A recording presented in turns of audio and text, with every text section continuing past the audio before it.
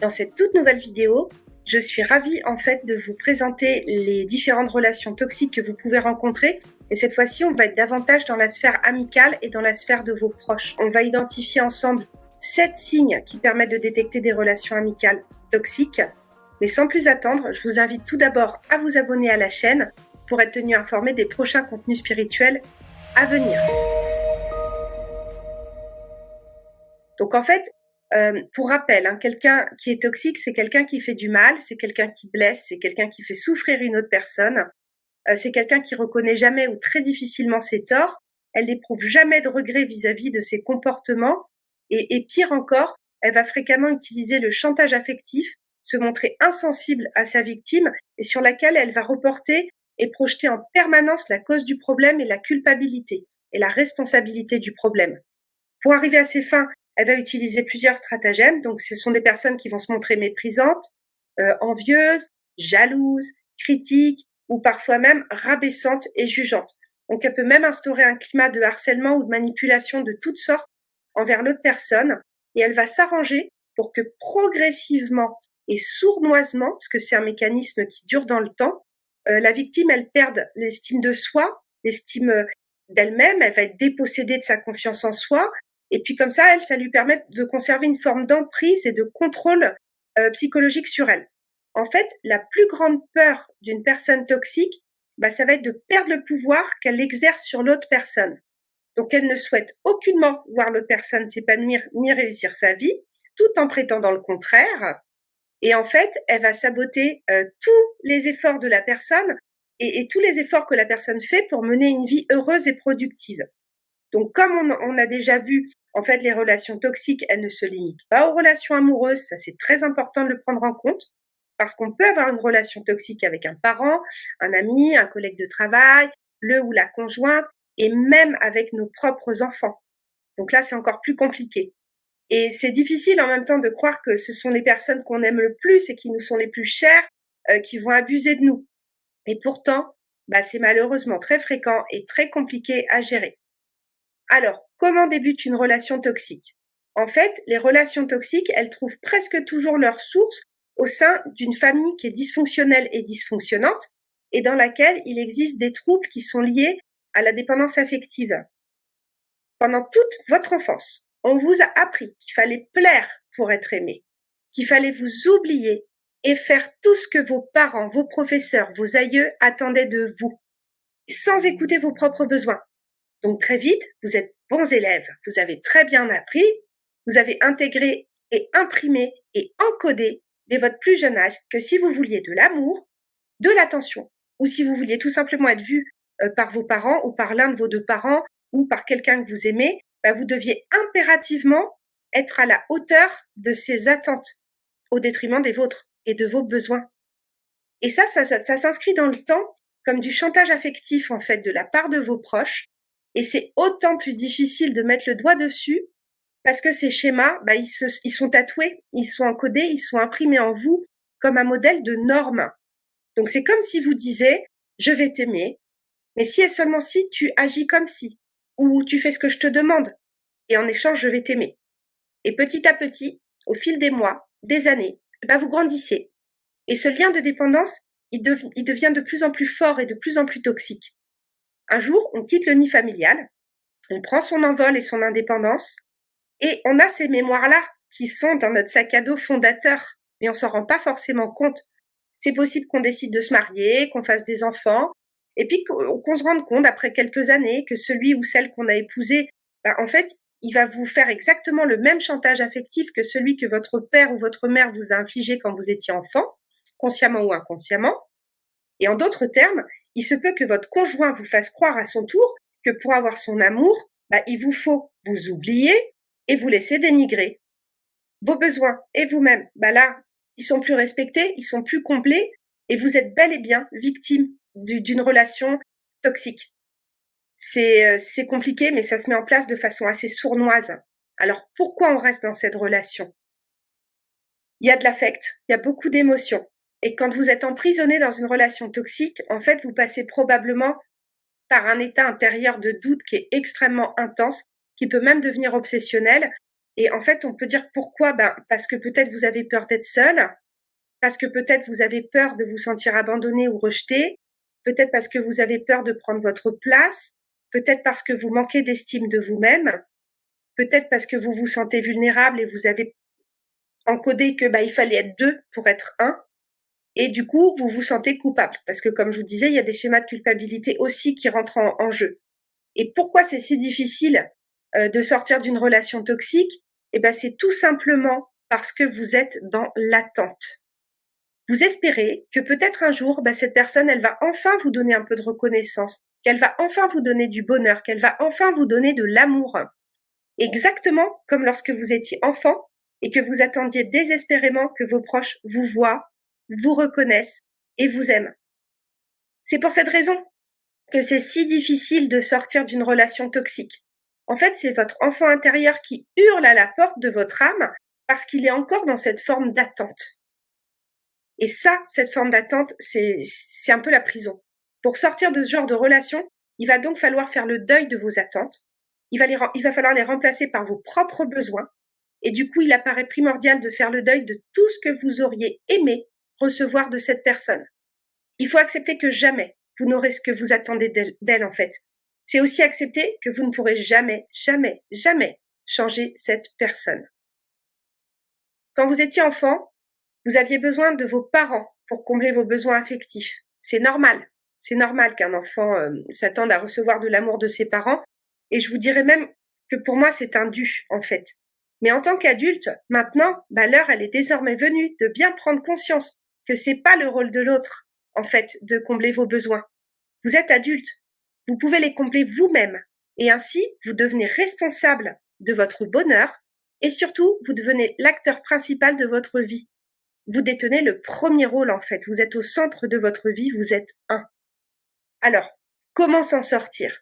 Rien ne changera si vous ne faites rien. Dans ce cas, c'est une erreur, en fait, de penser qu'avec le temps, tout va s'arranger, que les choses vont rentrer toutes seules dans l'ordre. Il faut prendre le temps de vous retrouver. C'est très important. Il faut prendre le temps de retrouver votre identité, votre essence, et avant toute chose, d'apprendre à vous faire confiance. Et je vais vous le répéter, vous êtes un. Ce n'est pas toujours nécessaire de quitter définitivement la personne toxique, surtout si c'est une personne à laquelle vous tenez vraiment. Par exemple, si c'est un enfant, un parent, un frère, une sœur, un ami très très proche, dans certains cas, en fait, le fait de s'en éloigner quelques semaines, quelques mois, voire même quelques années, ça pourra être bénéfique et la relation pourra guérir. Le temps pour vous de reprendre des forces, de réfléchir et de vous retrouver vous-même. Et si plus tard, vous voulez rebâtir quelque chose avec cette personne, vous serez plus facilement en état de le faire parce que vous serez aligné. Vous aurez travaillé sur la situation.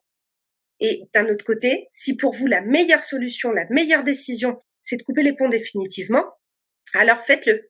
Et sachez que ce n'est pas être égoïste que de penser à soi, bien au contraire, parce que pour penser à l'autre, il faut être aligné soi-même et combler soi-même. Alors votre entourage qui n'est pas au courant de ce que vous vivez, ni de comment vous le vivez intérieurement, pour la plupart du temps, il va vous culpabiliser et il vous dira sans doute mais enfin, mais c'est quand même ta mère, c'est quand même ton père, c'est quand même ton enfant, c'est quand même ton frère, c'est quand même ta sœur, tu devrais faire des efforts. Donc ça, c'est des discours que vous pourrez entendre. Mais en réalité, ces gens-là, ils ne savent pas à quel point vous souffrez, vous, dans la relation. Ça les regarde pas. La décision de couper les ponts, elle est jamais facile pour celui qui la prend. Et elle fait inévitablement souffrir. Et à partir du moment où vous êtes aligné dans votre décision, ce qu'en pensent les autres, ça n'a pas vraiment d'importance en fait. Vous détacher de l'approbation ou du regard des autres, ça semble être aussi une étape clé et une étape super importante. Je vous dirais même c'est une évidence.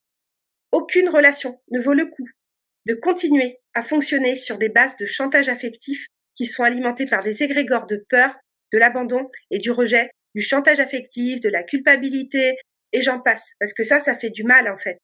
Sortir d'une relation toxique, ce n'est pas faire du mal à l'autre. C'est tout simplement ouvrir les yeux, ouvrir son cœur et s'aimer assez pour ne plus accepter de vivre dans cette relation qui vous vampirise et qui vous fait souffrir et dans laquelle l'autre, il étouffe votre identité propre, votre identité profonde. Restez dans votre vérité. Imposez-vous de vivre avec la conscience que ce que vous voulez, c'est juste et que ce que vous ne voulez plus, ça l'est tout autant.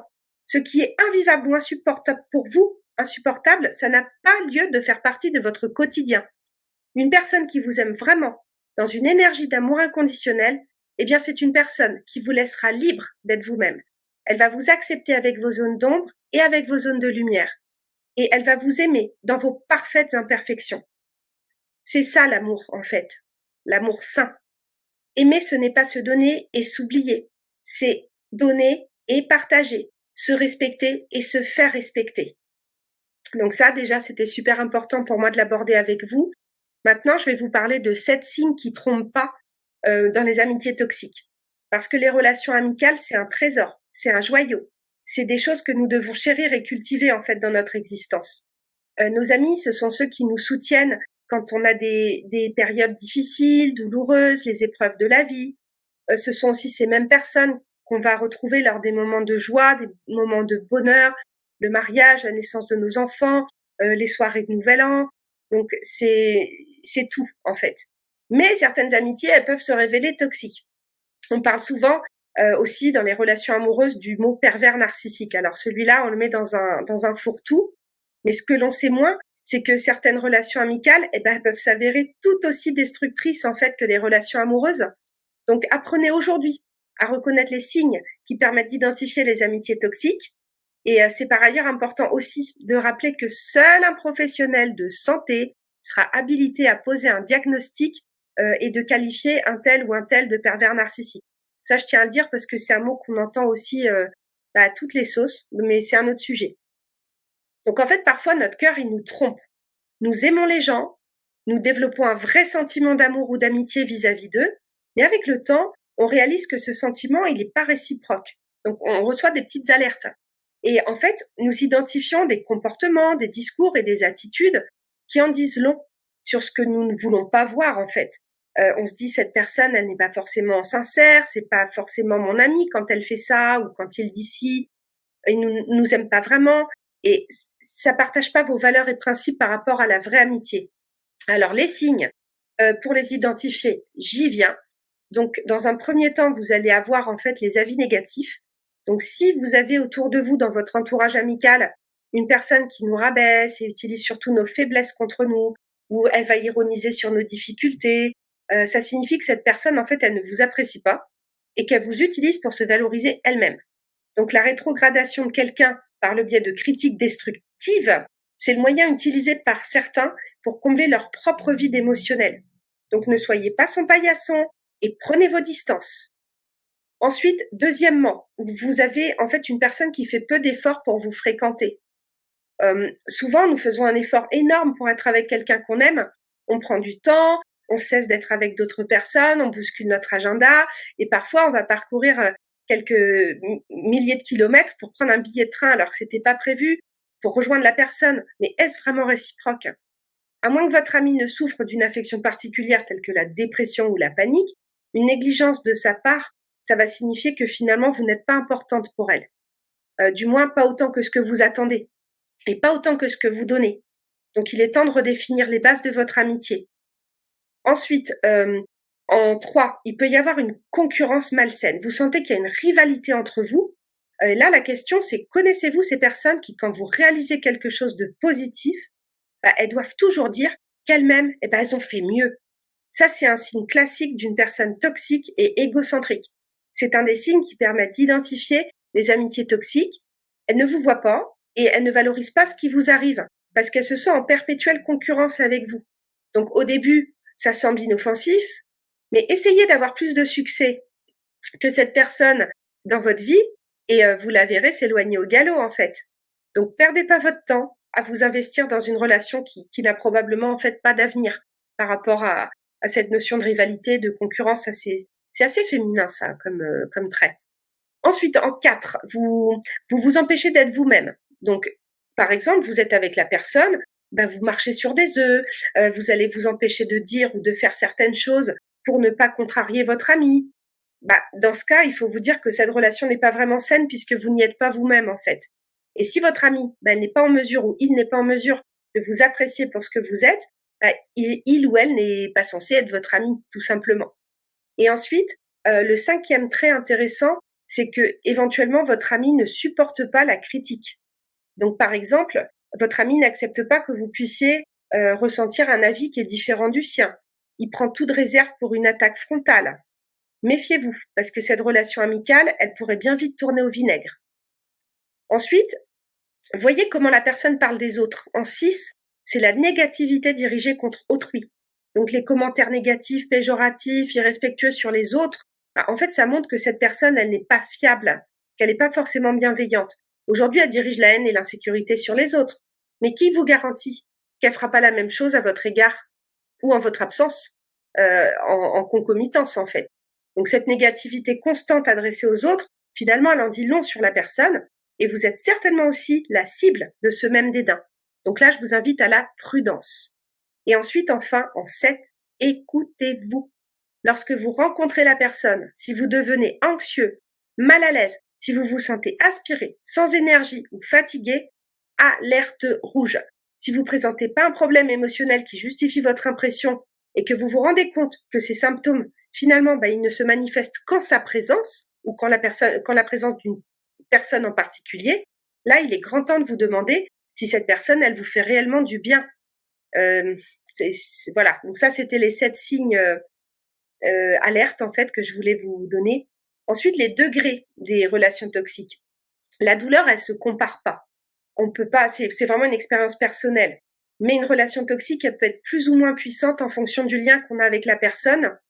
Et comme je vous l'ai dit, parce qu'on met beaucoup d'amour, hein, et comme je vous l'ai dit dans l'autre vidéo, on peut chacun mettre en place une relation toxique avec quelqu'un et nous-mêmes, on peut être auteur en fait d'une relation toxique. Donc c'est bien aussi de pouvoir se placer à la place de l'autre. Et faut aussi voir qu'il y a des enseignements positifs puisque ce sont des relations qui nous font travailler. Avec l'effet miroir, par exemple, ça va nous permettre de voir notre partie sombre et de comprendre nos modes de fonctionnement ou de dysfonctionnement, et puis nos modes en fait relationnels.